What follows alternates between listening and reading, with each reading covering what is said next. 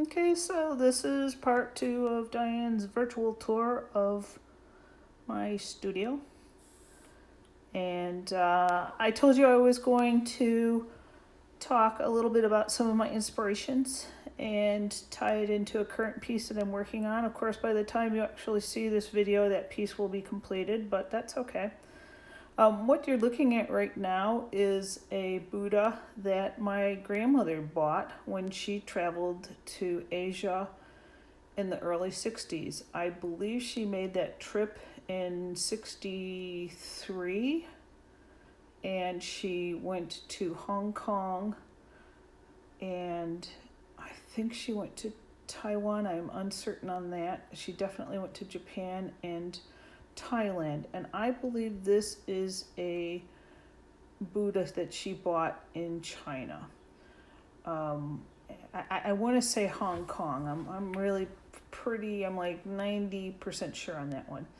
And my grandmother was not a Buddhist, not by a long shot, but she had this in her apartment in Chicago until she died, and my parents inherited it, and then it came to me. And in the meantime, I had become interested in Eastern philosophy and an interest in Buddhism. And as I mentioned before, I have a collection of Buddhas. There's throughout the house. I'm not going to drag you through my house showing you all my Buddhas. I will show you another little interesting one I bought in China.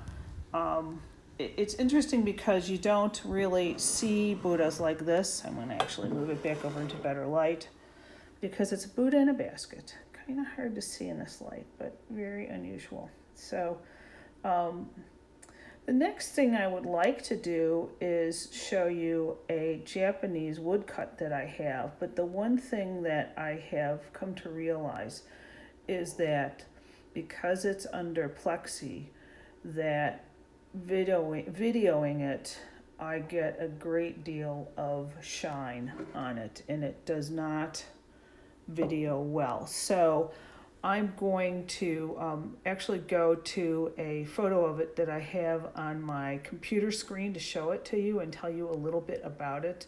That, of course, is not a perfect world, but at least it will give you a better view of the piece, and I can talk a little bit about that inspiration.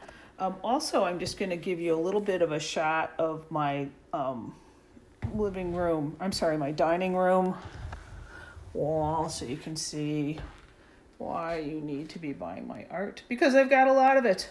Oh, there's little little Chinese country art. Most of this is older work. Okay, so there's some of that stuff. We're kind of cut short there. I'm going to go and sit at the So here is an image of a woodcut that I have. A wood block cut. Now, this isn't an original, but it is off the original block, so that's kind of cool to me. This is, and I can't pronounce this artist's name for love or money. I can kind of pronounce his last name. A Japanese artist who lived from 1753 to 1806. His last name is Utamaro. And please forgive me if you speak Japanese and you know that I'm absolutely murdering his name. This was originally called Seven Women Applying Makeup, and to the expert's knowledge, there's actually only one print in the series. They've never found any others in this supposed series. So although he did do a lot of prints, wood prints are beautiful to me. I've loved them for a very long time. I truly admire the technique. Each color you see here has its own hand-carved block of wood that's printed. That they print each one of those blocks individually. So there's numerous blocks that have to be perfectly aligned to get the print. Now, this particular piece I bought, and it says of it that it was printed, this was printed before the Second World War, and I've had it roughly translated here. It has the name of the person who was studying it. His last name is Lee, and this is all what's written down in here, okay? It's basically says something to the effect of beginning print. He's learning how to do wood block prints. So, but they did use the original wood blocks. So that's just so super cool. And you'll notice like this looks a little funky in here. Well, actually they mixed mica into the pigment. So when you see the actual pieces, because this was a tradition that, was done even with this duplicate of it, you get this cool kind of shine because you're seeing this woman looking in the mirror. So I love these prints. And one of the pieces I'm going to show you that's the artist was an inspiration to me. He did similar stuff, but without wood. He did it in etching. So I'm going to turn this off and move to the next spot. Okay, so as we're working our way into the grand finale, which is my studio, here's some more reasons why you should buy some of my paintings. I'm running out of wall space. There's a glimpse. Okay, but let me talk about a couple pieces over here. Again, gonna have some problems maybe with some glare. These two pieces are actually studies, watercolor studies by Wiley. These were just things she would knock off in a day. She was a heck of an artist and a big influence on me from my childhood on.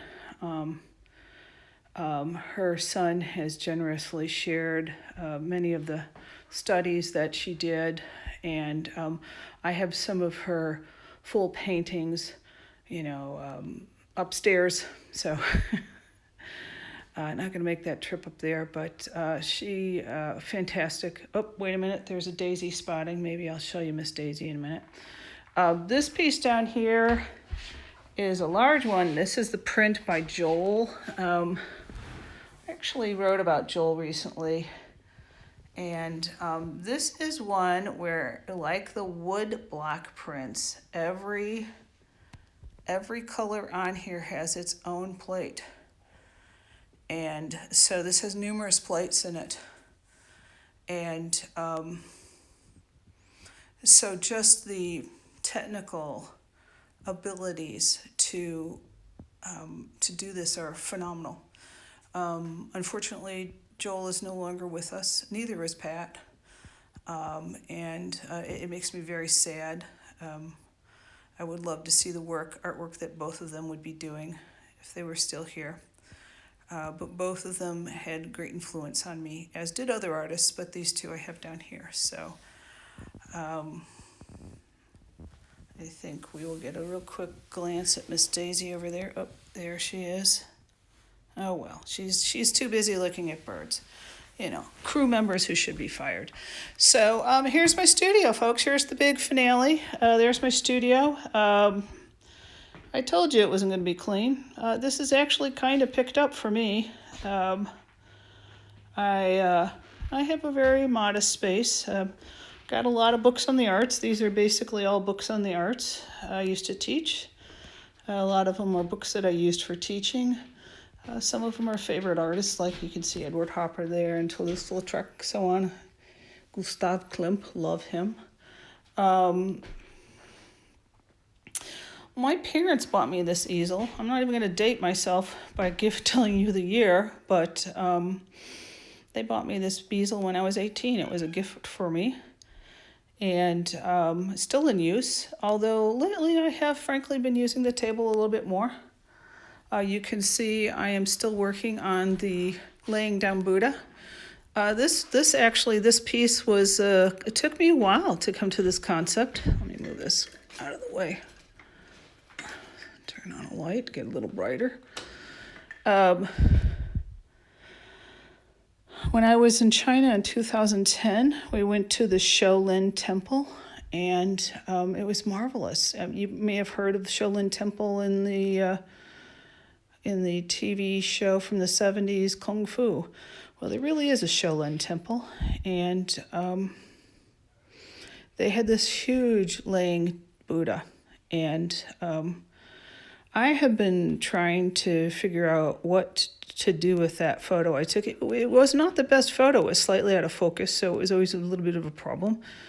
And I've been trying to figure out what to do with it for a while. And I've been playing with it. As this is not unusual that I have a concept that takes me years to kind of get it to the point where it's worth trying as a painting. I merged this in with photo of some graffiti I photoed in Marion, Indiana, and I'm actually at this point liking how it's turning out. We'll see what happens when I'm done, but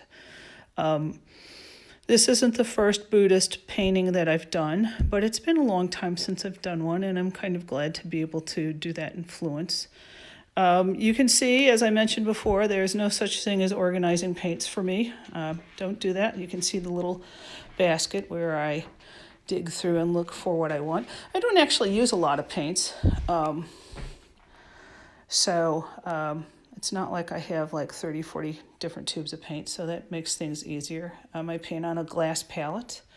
I don't have them out, but I actually put my paint in plastic containers, and I mix a little bit of a retarder in them. I want my acrylic paints, and put the extra paint in here and cap them off really well, and I put them in a plastic bag and throw them into my refrigerator. So if you come to my house to eat, you're going to always find a bag of plastic containers with paint in them. So, bon appetit. I don't know what else to add. Got some supplies hidden around here and there and thrown into corners and upstairs and all over the place. But there it is, folks. I'm actually really content working out of my house.